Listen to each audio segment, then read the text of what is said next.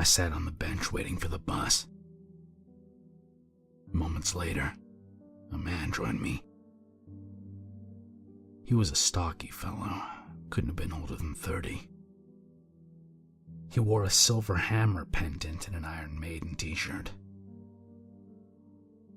I lit a cigarette and the wind carried the smoke in his direction. Apparently this was enough to get him to say, "Hey buddy, mind keeping your cancer to yourself?"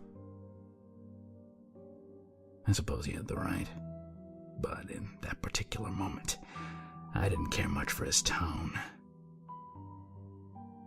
Still, it wasn't time yet. I took another drag from my cigarette and blew the smoke in the other direction. "What's your name?" I said to this burly gentleman. He grunted and said, "Corey."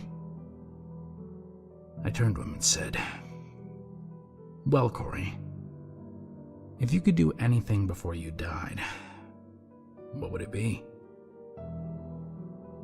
He looked at me with a stern face and said, "Well, I suppose I'd get away from a freak like you." I laughed and said, "All the possibilities in this universe, and your wish is that I leave you alone?"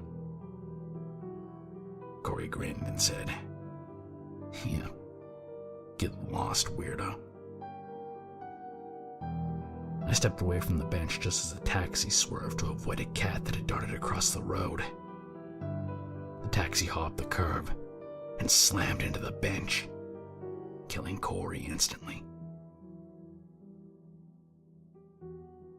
As his head left his shoulders violently and smacked onto the pavement in front of me, I couldn't help but laugh.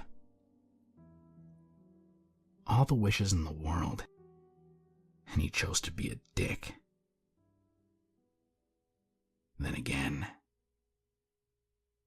they always do.